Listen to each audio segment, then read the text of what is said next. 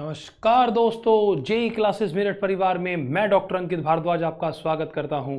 और आज हम अप्लाइड केमिस्ट्री में एक बहुत शानदार सा टॉपिक पढ़ने जा रहे हैं। तो जितने बच्चे भी यहां पर हमारे साथ जुड़ गए हैं उनसे मेरा अनुरोध है कि जल्दी से वीडियो को शेयर आउट कर दीजिए ताकि सभी बच्चों को इंफॉर्मेशन मिल जाए कि आज हम पढ़ने जा रहे हैं अप्लाइड केमिस्ट्री में चैप्टर नंबर 1 का एक बहुत शानदार और इंपॉर्टेंट टॉपिक का नाम है इलेक्ट्रॉन एफिनिटी। देखिए बच्चों, जो बच्चे यहां पर हमारे साथ जुड़ गए हैं, इतना और नए बच्चे हमारे साथ यहां ज्वाइन करें, इतना मैं आपको बता दूं कि प्रीवियस लेक्चर में हमने क्या क्या पढ़ा था ताकि आप उसको इससे रिलेट कर सके।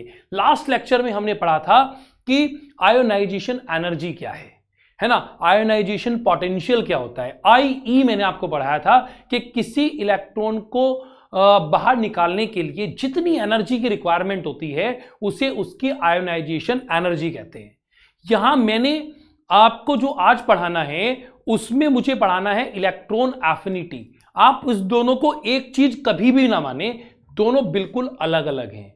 तो मैं यहां पर पर्टिकुलरली आपको बता दूं कि आज का टॉपिक अलग है और वो अलग है। कुछ बच्चे यहां पर कंफ्यूजन क्रिएट करते हैं, वो आयनाइजेशन एनर्जी को इलेक्ट्रॉन एफिनिटी मानते हैं, जो कि गलत बात है। ठीक है, देखिए टॉपिक में बढ़ते हैं। अगर मैं पर्टिकुलरली बात करूं तो इलेक्ट्रॉन एफिनिटी, वहां आपने कहा था कि इलेक्ट्रॉन को रिमूव कराने के लिए, जितनी इलेक्ट्रॉन को रिमूव कराने के लिए एनर्जी चाहिए, दैट इज आयोनाइजेशन एनर्जी, है ना। तो जो बच्चे आज पहली बार वीडियो देख रहे हैं, प्लीज आप जाके प्लेलिस्ट से दूसरी वीडियो जरूर देख लीजिएगा, पुराने वाली, ताकि आप उससे रिलेट कर सके। मैं फिर भी कोशिश कर रहा हूं कि वो बात मैं एक बार जरूर रिपीट करूं। ठीक है, तो किसी इलेक्ट्रॉन को बाहर निकालने के लिए जितनी एनर्जी की रिक्वायरमेंट होती है दैट इज आयोनाइजेशन एनर्जी, है ना, या आयोनाइजेशन पोटेंशियल, IPIE कुछ भी बोल दीजिए आप। ठीक है, यहां पर मैंने वर्ड यूज किया है इलेक्ट्रॉन एफिनिटी। तो अगर मैं इलेक्ट्रॉन एफिनिटी की बात करूं बच्चों, तो electron affinity may be defined as the amount of energy released, कितनी एनर्जी रिलीज की। वहां पर कह रहा था कि कितनी एनर्जी दी जाए कि इलेक्ट्रॉन बाहर निकल जाए, यहां पर कह रहा है कि कोई एटम कितनी एनर्जी रिलीज करता है, that is the electron affinity. ये उसकी इलेक्ट्रॉन की एफिनिटी है। एफिनिटी वर्ड आता है लव के लिए, प्यार के लिए। आप लोग प्यार करते हैं ना अपने पेरेंट्स से, ठीक है, कुछ आप में से अपनी फ्रेंड से भी करते होंगे, ठीक है, वो खैर अलग इशू है। ठीक है, तो इलेक्ट्रॉन एफिनिटी का मतलब इलेक्ट्रॉन, किसी एटम का जो इलेक्ट्रॉन है वो कितना प्यार करता है अपने न्यूक्लियस से, उसका कितना अफेक्शन है, कितना उसका लगाव है, that is called electron affinity. तो इलेक्ट्रॉन एफिनिटी पे बात करते हुए हमने कहा the energy released with an electron is added to an isolated gaseous atom, that is called electron affinity. तो इलेक्ट्रॉन एफिनिटी को अगर मुझे एक्सप्रेस करना है तो मैंने कहा एटम प्लस इलेक्ट्रॉन, इलेक्ट्रॉन के साथ उसका कितना प्यार है, ठीक है, दैट इज आयनायन बन गया। और एनर्जी, तो अगर मैं क्लोरीन के रेस्पेक्ट में बोलूं तो chlorine electron, chlorine negative ion, और इलेक्ट्रॉन एफिनिटी। तो यहां पर्टिकुलरली आपको ध्यान देना है भाई, ये मैंने पर्टिकुलर आपको ये बताया। अब कौन कौन से फैक्टर, लेकिन उससे पहले जल्दी से 1 मिनट यूनिट देख लेते हैं। Same ionisation energy that is IPIE उसकी, और इलेक्ट्रॉन एफिनिटी, दोनों की यूनिट सेम है।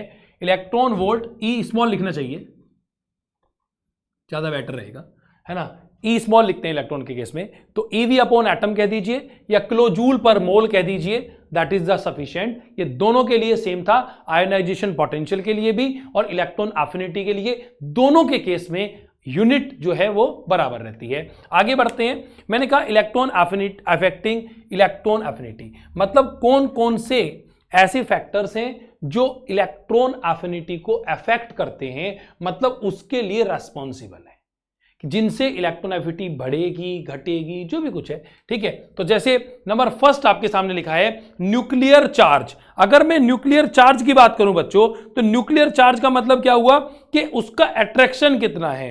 तो अगर किसी का न्यूक्लियर चार्ज ज्यादा है, मतलब अगर किसी एटम के अंदर न्यूक्लियर चार्ज ज्यादा है, न्यूक्लियर चार्ज ज्यादा है तो मतलब अफेक्शन ज्यादा है, अफेक्शन ज्यादा है तो इलेक्ट्रॉन एफिनिटी लेस होगी, कम रहेगी। तो यहां अगर मैं बात करूं तो इलेक्ट्रॉन एफिनिटी डिक्रीज। ठीक है, जैसे जैसे आप न्यूक्लियर चार्ज बढ़ाएंगे ऐसे ऐसे the value of electron affinity, उल्टा बोल रहे हैं भाई, हाँ, न्यूक्लियर चार्ज बढ़ेगा तो मतलब अफेक्शन बढ़ेगा, अफेक्शन बढ़ेगा तो इलेक्ट्रॉन एफिनिटी भी बढ़ेगा, ठीक बात, हाँ, माय मिस्टेक जी। न्यूक्लियर चार्ज का मतलब चार्जेस, मतलब जो उसे आप चार्ज दे रहे हैं, अगर वो बढ़ेगा तो अट्रैक्शन बढ़ेगा, जैसे पिछले लेक्चर में बढ़ा था, अट्रैक्शन बढ़ेगा तो एफिनिटी बढ़ेगी। तो जैसे जैसे चार्ज बढ़ाएंगे ऐसे ऐसे इलेक्ट्रॉन एफिनिटी बढ़ेगा। अब दूसरी बात करते हैं साइज की। भाई साइज अगर बढ़ेगा तो रिपल्शन घटेगा, उल्टी बात है, जितना ज्यादा साइज उतना ज्यादा न्यूक्लियर, उतना कम न्यूक्लियर चार्ज और उतना ही कम आपका इलेक्ट्रॉन एफिनिटी। तो यहां पर अगर मैं बात करूं तो इलेक्ट्रॉन एफिनिटी जैसे जैसे आप साइज बढ़ाते जाएंगे ऐसे ऐसे इलेक्ट्रॉन एफिनिटी जो है वो स्मॉलर होती चली जाएगी। तो जैसे जैसे आपने साइज बढ़ाया इलेक्ट्रॉन एफिनिटी यहां पर डिक्रीज कर गया। फिर बात करते हैं, नंबर 3 लिखा है that is the electronic configuration. Configuration के बिहाफ पर तो सभी इलेक्ट्रॉन चाहते हैं कि वो अपने स्टेबल कंपाउंड को अचीव कर लें, जैसा कि हम पिछले वाले लेक्चर में पढ़ के आए थे। तो बच्चों पिछला लेक्चर बहुत इंपॉर्टेंट है, वहां मैंने इलेक्ट्रॉन नहीं, आयनाइजेशन एनर्जी या आयनाइजेशन पोटेंशियल पे पूरा लेक्चर लिया है, पूरा डिफाइन किया है, आपको स्क्रीनिंग इफेक्ट बढ़ाया था, एटम के व्याप से बताया था, न्यूक्लियर चार्ज का रिलेशनशिप बताया था, बड़ा इंपॉर्टेंट बन जाता है, उसी से रिलेट कर रहा हूं, इसलिए जल्दी जल्दी करते चले जा रहे हैं। जिन बच्चों ने वो वीडियो देखी है उन्हें बहुत आसान लग रहा होगा, ठीक है जी। तो यहां पर अगर मैं बात करूं तो न्यूक्लियर चार्ज, ठीक है, जैसे जैसे न्यूक्लियर चार्ज बढ़ेगा ऐसे ऐसे अट्रैक्शन बढ़ेगा, अट्रैक्शन बढ़ेगा तो इलेक्ट्रॉन एफिनिटी जो है वो भी इंक्रीज करेगी। सेम एज अगर साइज बढ़ाएंगे तो अट्रैक्शन घटेगा, क्योंकि जितनी ज्यादा दूरियां होती हैं उतना प्यार कम हो जाता है, ठीक है, तो इलेक्ट्रॉन एफिनिटी यहां पर घट जाएगी। अगर मैं इलेक्ट्रॉनिक कॉन्फ़िगरेशन के बिहाफ से बात करूं, अगर मैं बोलूं कि इलेक्ट्रॉनिक कॉन्फ़िगरेशन का क्या गेम है, तो इलेक्ट्रॉनिक कॉन्फ़िगरेशन का भाई ये गेम है कि जैसे जैसे आप स्टेबल इलेक्ट्रॉनिक कॉन्फ़िगरेशन की तरफ को जाएंगे उतना उसका इलेक्ट्रॉन एफिनिटी जो है वो घटना शुरू हो जाएगा। मतलब अगर कोई इलेक्ट्रॉनिक कॉन्फ़िगरेशन स्टेबल है तो उसका इलेक्ट्रॉन एफिनिटी, उसकी इलेक्ट्रॉन को देने की जो एनर्जी है, मतलब इस तो उसको लेना है जो ये, वो कम होगा। तो अगर मैं इलेक्ट्रॉनिक कॉन्फ़िगरेशन से कहूं तो इसका मतलब अगर कोई इलेक्ट्रॉनिक कॉन्फ़िगरेशन आपके पास ऐसा है जो कि स्टेबल है तो आप कहेंगे वहां पर इलेक्ट्रॉन एफिनिटी जो है वो लेसर होगी, कम होगी। ये बात ध्यान रखनी है भाई, इलेक्ट्रॉन एफिनिटी जो है आपकी वो कम रहेगी अगर इलेक्ट्रॉनिक कॉन्फ़िगरेशन यहां हमारे पास वेरिएशन करके स्टेबल आ गया। तो ये बहुत इंपॉर्टेंट बात थी जो आपने अभी तक पर्टिकुलरली सीखी है। चलिए आगे बढ़ते हैं। यहां पर मैं आगे बढ़ूं तो मैंने यहां पर 2 स्टार लगाए हैं, मतलब 3 स्टार लगाए हैं स्पेसिफिकली अगर मैं कहूं तो। देखिए 2 इंपॉर्टेंट पॉइंट मैंने यहां पर अलग से लिखे हैं, देखिए क्या है वो पॉइंट। फर्स्ट वन इज, अगर मैं कहूं कि variation down to the group, अगर हम किसी ग्रुप में ऊपर से नीचे जाते हैं, मतलब जैसे आपने पेरियोडिक टेबल पढ़ी है ना, आवर्त सारणी है ना, तो हिंदी में ऐसे ही बोलते हैं, इंग्लिश में पैरियोडिक टेबल बोलते हैं। तो अगर ये मैं बात करूं आपसे तो किसी आवर्त सारणी के अंदर जैसे जैसे आप अप टू डाउन जाते हैं, मतलब ऊपर से नीचे की तरफ जाते हैं, ठीक है, तो the moving down in A group the size and the nuclear charge increase. तो दोनों चीजें बढ़ती हैं। मैं कंपैरेटिवली स्टडी करके बताता हूं, ऊपर का मिटा देते हैं ताकि आप इस बात को समझ सकें जल्दी से फटाफट, है ना। अगर वीडियो अच्छी लगती है बच्चों तो जरा लाइक कर दिया करो भाई, है ना, और प्यारे प्यारे कमेंट जरूर करा करें, क्योंकि आपके प्यारे प्यारे कमेंट हमें मोटिवेट करते हैं कि हम और अच्छा आपके लिए कंटेंट तैयार कर सकें और अच्छे क्लासेस कर सकें। बड़ा प्यार मिलता है आप लोगों से और इस प्यार के ही अभिभूत हैं हम। और कोई भी बच्चा, चाहे वो किसी भी स्टेट का है, कोई भी बच्चा सिर्फ पैसे के संसाधन की वजह से, सिर्फ किसी और ड्रॉबैक्स की वजह से अपनी पढ़ाई ना छोड़े। इसलिए जेईई क्लासेस मेरठ परिवार हमेशा प्रयास कर रहा है और इसी तरीके से लगातार प्रयास करता रहेगा। बस आपका साथ हमें चाहिएगा और इस साथ को इसी तरीके से बनाए रखें। तो यहां मैं अगर बात करूं बच्चों, तो मैंने कहा जैसे जैसे आप ग्रुप में ऊपर से नीचे की तरफ आते हैं, फॉर एग्जाम्पल जैसे मैं यहां पर कह रहा हूं, मैंने कहा लिथियम, मैंने कहा सोडियम, मैंने कहा पोटेशियम, मैंने कहा रुबिडियम, मैंने कहा सीजियम, XYZ कुछ भी, लिकबा, सरकाना, मंगल, है ना, और भी कुछ होता है, मैं 3 पे ही बात कर लेता हूं, है ना, क्योंकि 20 तक एटॉमिक नंबर मैंने आपको सबसे पहले लेक्चर में सिखा दिए थे, तो मैं यहां तक का मानता हूं इसका एटॉमिक नंबर 3 होता है, इसका 11 होता है, इसका 19 होता है, आप जानते हैं। तो मैंने कहा जैसे जैसे आप ग्रुप में ऊपर से नीचे की तरफ जाते हैं, न्यूक्लियर चार्ज बढ़ेगा। क्या बढ़ रहा है भाई? न्यूक्लियर चार्ज बढ़ रहा है। क्यों बढ़ रहा है भाई? अभी बता रहा हूं। इसके साथ साथ एटॉमिक साइज भी बढ़ रहा है। बिल्कुल ठीक बात है। एटॉमिक साइज क्यों नहीं बढ़ रहा? देखो, एटॉमिक नंबर 3, 11, 19, मतलब 3, 11 और 19। अब जब एटॉमिक नंबर बढ़ गया है तो एटॉमिक साइज भी बढ़ा होगा, और एटॉमिक साइज बढ़ा है तो न्यूक्लियर चार्ज भी तो बढ़ेगा। इसके अंदर इलेक्ट्रॉन भी तो ज्यादा होंगे, प्रोटॉन भी तो ज्यादा होंगे, न्यूट्रॉन भी तो ज्यादा होंगे। दूसरे वाले में भाई अगर मैं इसके अंदर निकालूं तो इसके अंदर देखो, लिथियम की अगर मैं बात करूं तो लिथियम का atomic number Z = 3, so P is also 3। ऐसा मैं पहले लेक्चर में सिखा के आ गया कि एटॉमिक नंबर प्रोटॉन के बराबर होता है। आगे बढ़े, न्यूट्रॉन निकाल लूंगा, ठीक है, एटॉमिक नंबर से, एटॉमिक मास से।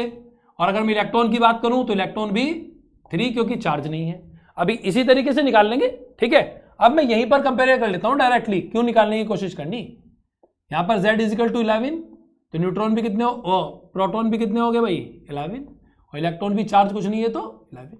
अब आपको ज्यादा दिखाई दे तो रहा है, आपको दिख तो रहा है कि प्रोटॉन ज्यादा है तो न्यूट्रॉन भी ज्यादा होंगे, so that's why nuclear charge ज्यादा होगा। और अगर जितना बड़ा कंपाउंड है उसका उतना ज्यादा न्यूक्लियर चार्ज, बेसिक सी बात है।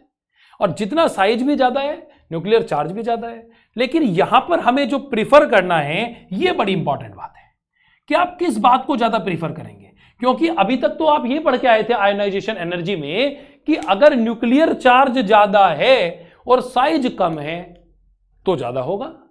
लेकिन यहां पर क्या हो रहा है? दोनों चीजें बढ़ रही हैं, मतलब न्यूक्लियर चार्ज भी बढ़ गया और यहां पर एटॉमिक साइज भी बढ़ गया। दोनों चीजें जब बढ़ रही हैं तो किसे ज्यादा प्रीफर करें? तो मैं साइज को प्रीफर करूंगा भाई, इलेक्ट्रॉन एफिनिटी में।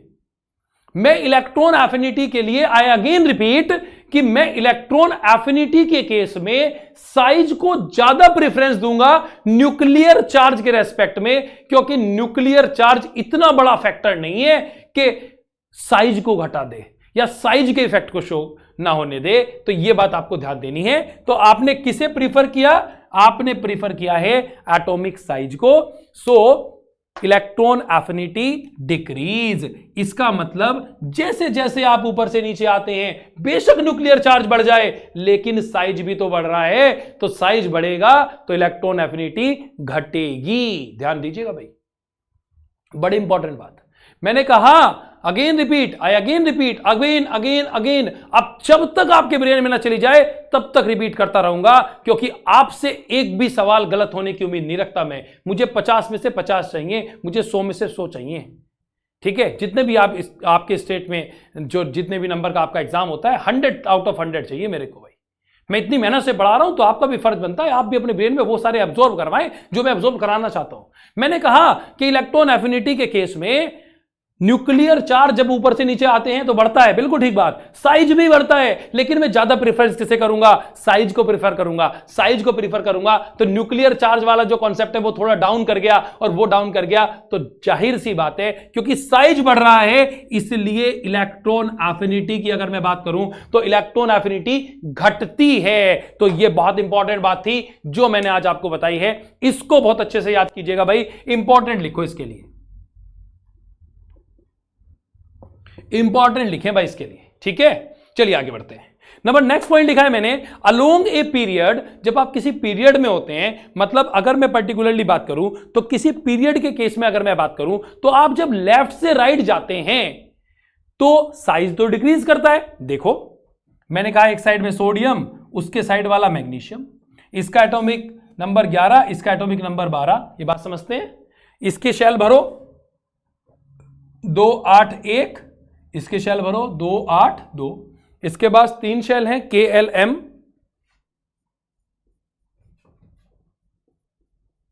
इसके पास भी 3 शेल हैं KLM। इसके K में 2, इसके L में है बराबर है, इसके M वाले शेल में 1 इलेक्ट्रॉन, इसके M वाले शेल में 2 इलेक्ट्रॉन, मतलब यहां पर एरिया थोड़ा सा इलेक्ट्रॉन के लिए कम हो गया। तो जैसे जैसे आप लेफ्ट टू राइट जाते हैं एटॉमिक साइज क्या करता है भाई, डिक्रीज करता है। बिल्कुल ठीक बात, मैंने यहां पर समझा दिया आपको। And nuclear charge increase, nuclear charge तो इंक्रीज करेगा क्योंकि प्रोटॉन के नंबर बढ़ेंगे, न्यूट्रॉन के नंबर बढ़ेंगे क्योंकि एटॉमिक नंबर बढ़ा है, क्योंकि एटॉमिक नंबर बढ़ा है सो दैट्स वाई प्रोटॉन भी बढ़ेगा, न्यूट्रॉन भी बढ़ेगा, और प्रोटॉन न्यूट्रॉन बढ़ेगा तो एटॉमिक चार्ज के साथ साथ न्यूक्लियर चार्ज भी तो बढ़ेगा। तो इसका मतलब यहां पे क्या हुआ, साइज तो घट गया, न्यूक्लियर चार्ज बढ़ गया, और अगर ये दोनों होते हैं तो अपोजिट काम करेगा, मतलब इलेक्ट्रॉन एफिनिटी इंक्रीज करेगी। समझ तो आ गई बात, दोनों एक दूसरे के अपोजिट ही तो हैं। बिल्कुल ठीक बात, बिल्कुल सही समझ आना चाहिए मेरे हिसाब से। यहां तक अगर बात समझ नहीं आ रही तो वीडियो को रिवाइंड करो, दोबारा सुनो क्या मैं कहना चाह रहा था, ताकि आप इसको बहुत अच्छे से यहां पर कंप्लीट कर सकें। चलिए कुछ इंपॉर्टेंट ट्रेंड बताता हूं इलेक्ट्रॉन एफिनिटी की, ठीक है, इसको रब कर देते हैं।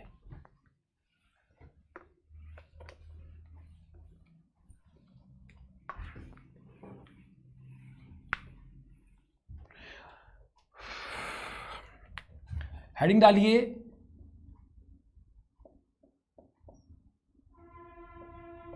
Important point for electron affinity. Electron affinity के केस में इंपॉर्टेंट पॉइंट क्या क्या है। पहला इंपॉर्टेंट पॉइंट कि इलेक्ट्रॉन एफिनिटी जो है वो नोबल गैस की जो होती है वो 0 होती है। अब मैं शॉर्ट में लिख रहा हूं भाई, electron affinity of noble gas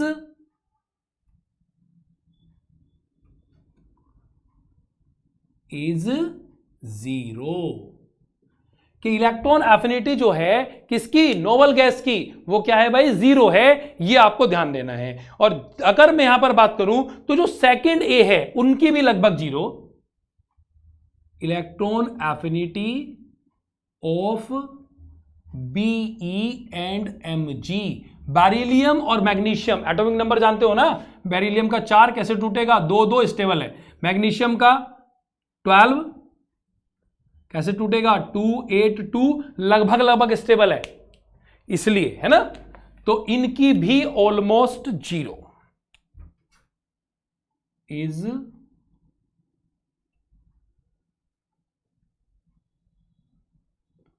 almost 0, ये आपको ध्यान देना है।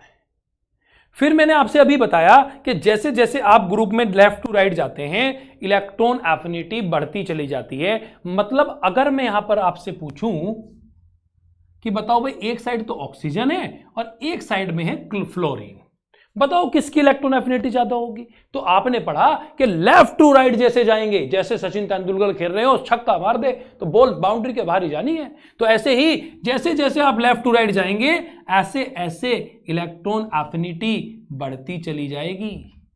अभी मैं नाइट्रोजन ले आऊं, ये लो ये लिया, तो नाइट्रोजन की ऑक्सीजन की उससे ज्यादा, जैसे जैसे लेफ्ट से राइट जा रहे हैं इलेक्ट्रॉन एफिनिटी बढ़ता जाता है। तो ये इलेक्ट्रॉन एफिनिटी का सीरियल था भाई, जो मैंने आपको यहां पर डिस्कस किया, ठीक बात। अब एक ग्रुप की बात करते हैं। अगर मैं आपसे पूछूं तो सबसे बड़ा मतलब सबसे लास्ट वाला कौन सा होता है, 7th ग्रुप, इसकी तो 0 है नोबल गैस की। आपने पढ़ा first A, second A, third A, fourth A, fifth A, sixth A, 7th ए या 17th family, that is halogen family. और अगर मैं हैलोजन फैमिली की बात करूं, हैलोजन फैमिली वो वाली होती है जिसमें फ्लोरीन, क्लोरीन, ब्रोमीन, आयोडीन होते हैं, है ना, मतलब फ्लोरीन फैमिली, फ्लोरीन फैमिली।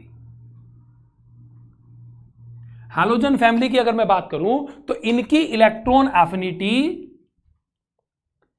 जो है वो है जी मैक्सिमम। इनकी इलेक्ट्रॉन एफिनिटी सबसे ज्यादा होती है क्योंकि ये किसी ग्रुप के अंदर लेफ्ट टू राइट चलते हुए सबसे राइट में है, क्योंकि इससे राइट में तो सिर्फ 0 ग्रुप बचता है, उसका स्टेबल होता है, उसका कोई लेने देना नहीं, ठीक बात।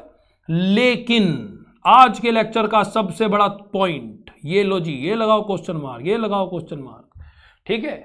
ये लगाइए जी क्वेश्चन मार्क। आज के लेक्चर का सबसे जानदार पॉइंट, इसे करेंगे ए बी सी, मतलब कैसे, ए बी सी से, मतलब अंकित भारद्वाज कॉन्सेप्ट है ना, मतलब मेरा नाम है, ठीक है। चलो कोई बात नहीं, ठीक है। देखिए क्या मैं आपसे कहूं, फ्लोरीन है मेरे पास और मेरे पास है क्लोरीन, दोनों के दोनों मैंने हैलोजन फैमिली के मेंबर ले लिए। अभी मैंने आपको पढ़ाया कि जैसे जैसे ऊपर से नीचे आते हैं इलेक्ट्रॉन एफिनिटी घटती है, इसका मतलब फ्लोरीन की कम होनी, सॉरी फ्लोरीन की ज्यादा होनी चाहिए थी क्लोरीन से, अकॉर्डिंग टू कॉन्सेप्ट, जैसा कॉन्सेप्ट पढ़ा कि जैसे जैसे ऊपर से नीचे आते हैं, क्योंकि एटॉमिक साइज बढ़ता है इसलिए इलेक्ट्रॉन एफिनिटी घटती है। और क्लोरीन का एटॉमिक नंबर की अगर मैं बात करूं 17, मतलब साइज ज्यादा तो इलेक्ट्रॉन एफिनिटी कम। लेकिन यहां एक्सेप्शन है मेरे प्यारे बच्चों, क्या है जी, एक्सेप्शन है।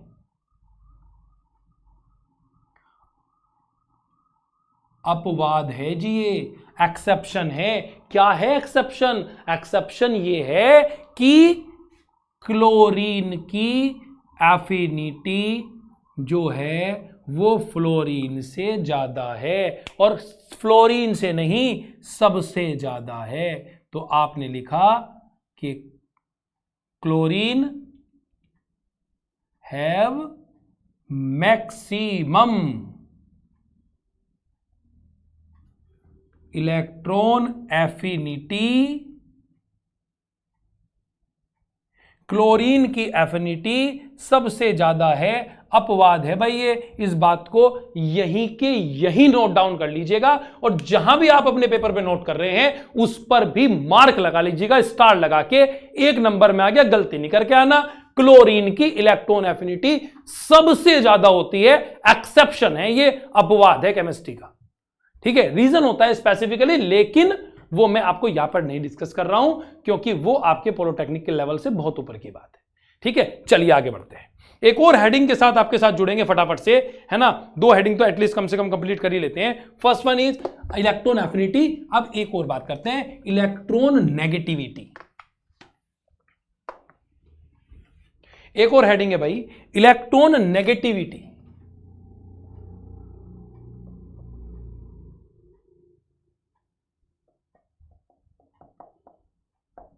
तो अगर मैं इलेक्ट्रॉन नेगेटिविटी की बात करूं, मतलब किसी एटम के अंदर उसकी इलेक्ट्रॉन को छोड़ देने की टेंडेंसी, उसको इलेक्ट्रॉन को त्याग देने की टेंडेंसी, या किसी इलेक्ट्रॉन को खींच के ले आने की tendency, that is called electron negativity. मतलब अगर कोई पर्टिकुलर एटम है वो किसी इलेक्ट्रॉन को खींच के लाना चाहता है तो दैट इज इलेक्ट्रॉन नेगेटिविटी। तो यहां अगर मैं डेफिनेशन के पॉइंट ऑफ व्यू से बात करूं बच्चों, तो डेफिनेशन के पॉइंट ऑफ व्यू से ये कि the tendency of an atom in a molecule, the tendency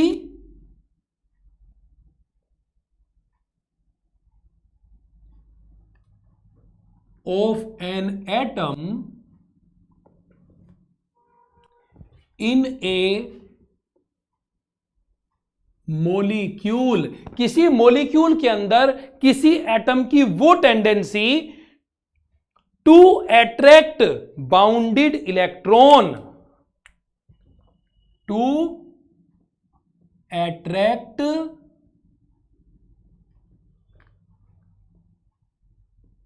bounded electron, ताकि वो अपने जो इलेक्ट्रॉन हैं उनको बाउंड कर सके, to attract bounded electron to itself, its electronegativity, to itself is called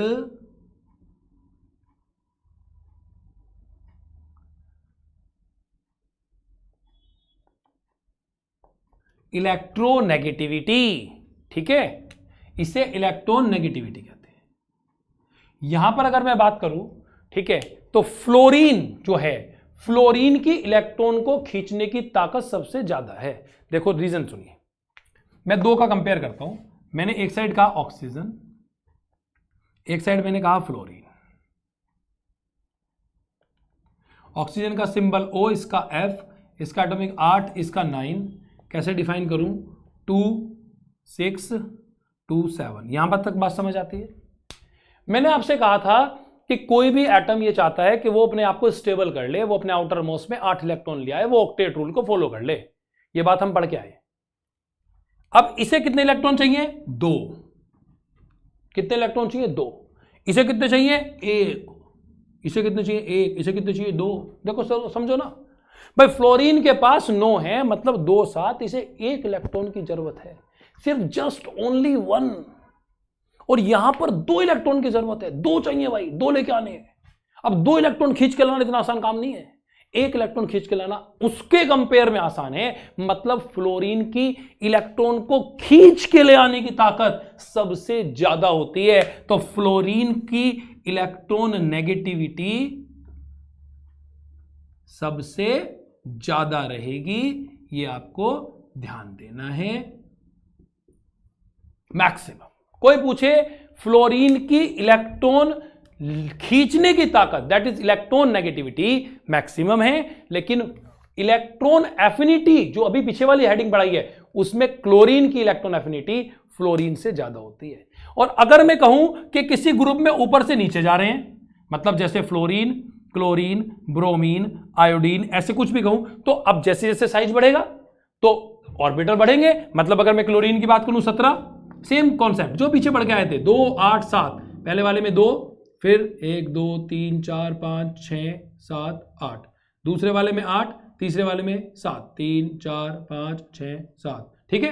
अब देखिए 7, अब जितनी ज्यादा गैप बढ़ जाएगा, जितना ज्यादा रेडियस बढ़ेगा, जितनी ज्यादा शेल्स बढ़ेंगी, उतना इलेक्ट्रॉन को खींच के लाना आसान नहीं होगा। दूर इलेक्ट्रॉन कैसे आए भाई? किसी के रिश्तेदार अमेरिका रहते हो, बीमार पड़ जाओ, फोन करोगे, जब तक आओगे तब तक तो ठीक हो लोगे। तो जितना ज्यादा डिस्टेंस उतनी इलेक्ट्रॉन नेगेटिविटी कम। तो यहां पर जैसे जैसे आप ग्रुप में ऊपर से नीचे जाते हैं, इलेक्ट्रॉन नेगेटिविटी घटती जाती है। तो इलेक्ट्रॉन नेगेटिविटी में अगर मैं यहां पर बात करूं तो फैक्टर अगर मैं लिखना चाहूं तो आप जल्दी से फटाफट देखिएगा भाई, फैक्टर अफेक्टिंग इलेक्ट्रॉन नेगेटिविटी। कौन कौन से फैक्टर हैं जो यहां पर अफेक्ट करते हैं? तो फर्स्ट एटॉमिक साइज। अगर मैं एटॉमिक साइज की बात करूं तो एटॉमिक साइज जैसे जैसे बढ़ेगा, ठीक है, उतना ज्यादा इसका जो इलेक्ट्रॉन को खींच के लाने की ताकत है वो घटेगी। मतलब atomic size increase, electron negativity decrease. जैसे जैसे साइज बढ़ेगा, इलेक्ट्रॉन को खींच के लाने की ताकत घटेगी। जितना ज्यादा कैटायन होगा उतना कम, यहां पर अगर मैं बात करूं नेगेटिविटी जो है वो अपोजिट है भाई, ठीक है, तो साइज के तो अपोजिट है, यहां पर आपको ध्यान देना है, ठीक है। और एक बात मैंने आपको बताई कि जैसे जैसे आप ग्रुप में,